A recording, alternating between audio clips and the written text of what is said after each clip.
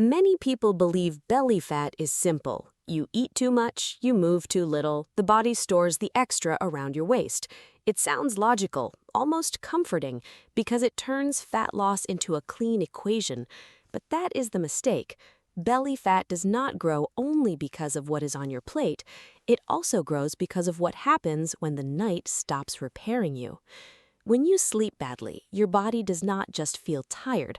Hunger gets louder, cravings get sharper, stress chemistry stays switched on, blood sugar becomes harder to control, insulin has to work harder, and deep inside the belly, your body may become more willing to store energy instead of letting it go. That is why the same diet can suddenly feel harder. The same snack can feel impossible to resist. The same workout can feel heavier than it should. You are not just fighting calories, you are fighting a tired biological system that has quietly moved into survival mode. And survival mode has one annoying habit: it holds on. The first thing poor sleep changes is hunger. After a broken night, food does not hit your brain the same way. Normal meals can feel less satisfying, and fast energy starts looking strangely beautiful. Sweet food, salty food, soft bread, late-night snacks, anything that promises quick relief suddenly gets louder. It's like your brain turns the volume up on the food aisle and turns the volume down on common sense. This is not just weakness.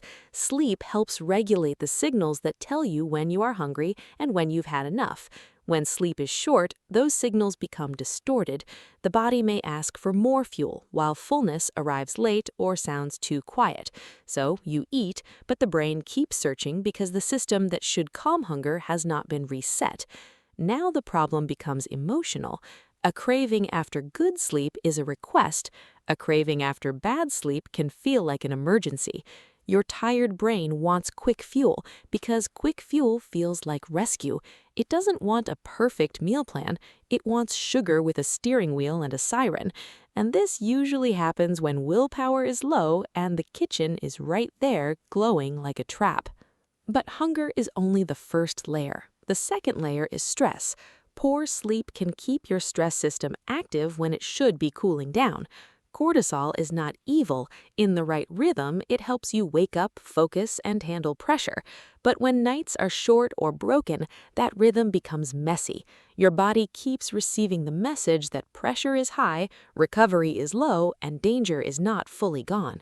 And when the body senses danger, it becomes less generous with stored energy. Belly fat, especially the deeper fat around the organs, is closely tied to stress, inflammation, blood sugar, and hormones. It's not just a soft storage box under the skin, it's active tissue sitting in the middle of the body like a biological pressure gauge. This is why stress weight often feels different.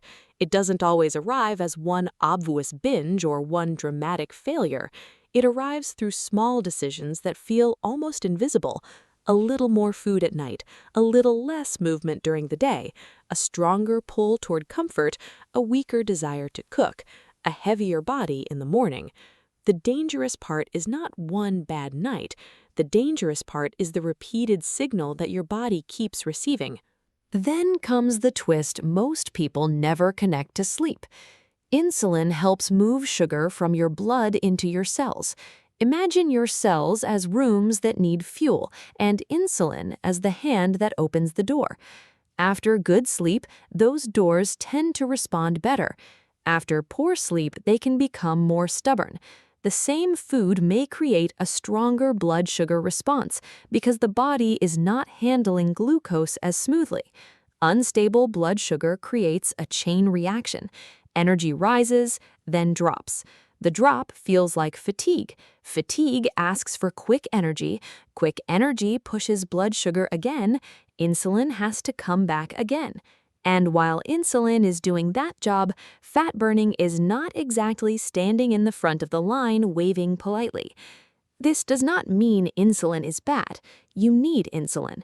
But when sleep is poor and blood sugar keeps swinging, insulin has to work more often. Over time, the body can spend more time in storage mode and less time comfortably using stored fat. That is one reason belly fat can feel locked, even when you are trying to do things right.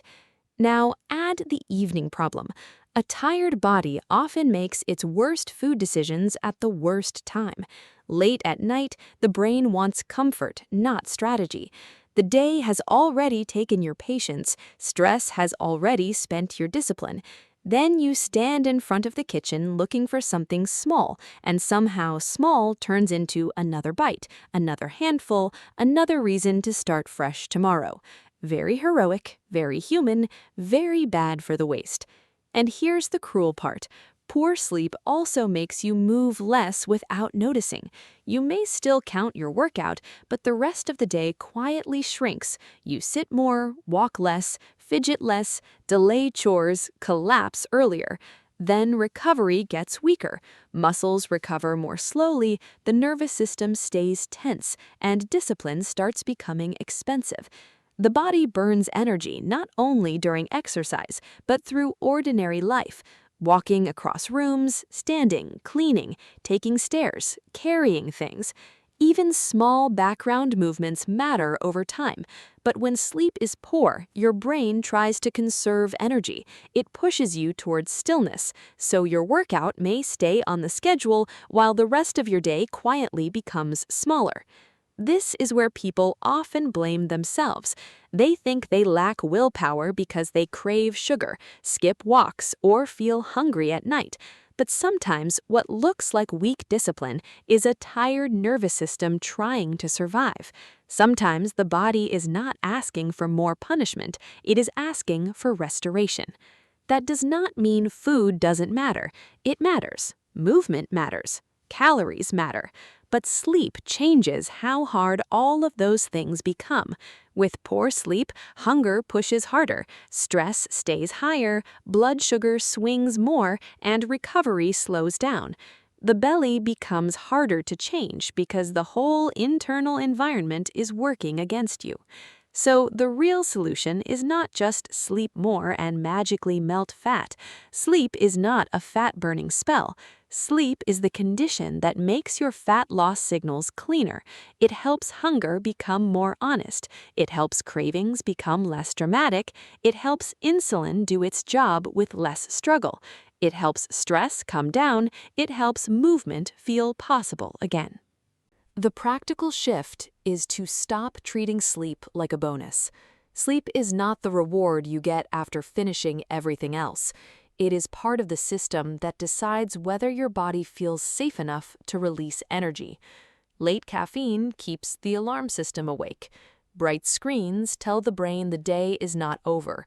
Heavy, late meals keep digestion working when the body should be cooling down. You do not need a perfect routine. Perfect routines usually die by Wednesday.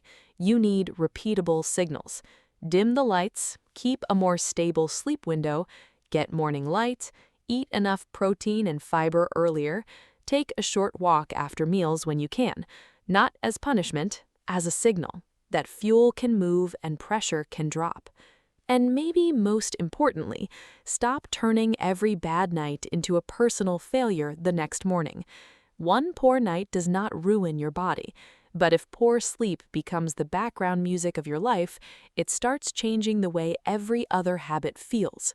Healthy food feels less rewarding, exercise feels more expensive, stress feels bigger, hunger feels less negotiable.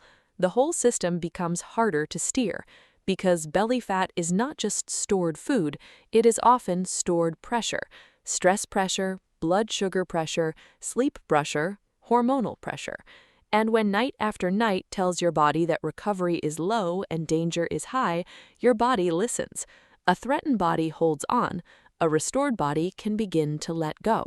So if your belly feels stubborn, do not only ask what you ate, ask what kind of body you woke up in. Rested or stressed, repaired or inflamed, steady or craving impact, safe or bracing for impact. Inside your body, unbelievable things are happening every night, and many of them decide how you feel, how you age, how hungry you become, and how much control you really have the next day. We often blame the obvious things because they're easy to see: the snack, the missed workout, the number on the scale. But the hidden processes are usually where the real story begins. Your body is not a simple calculator, it's a living system, always listening, always adapting, always asking one question before almost everything else. Are we safe or are we under threat? Poor sleep answers that question badly. It makes the body defensive, it makes hunger louder, it makes fat loss harder, and it makes you believe the problem is only discipline when the deeper problem may be the signal you're sending every night. If you want to understand what your body is really doing beneath the surface, stay on the channel, subscribe, and write in the comments what is hardest for you after poor sleep: hunger, cravings, stress, or waking up already tired. Because the more you understand these hidden processes, the harder it becomes to blame yourself for symptoms your body has been trying to explain all along.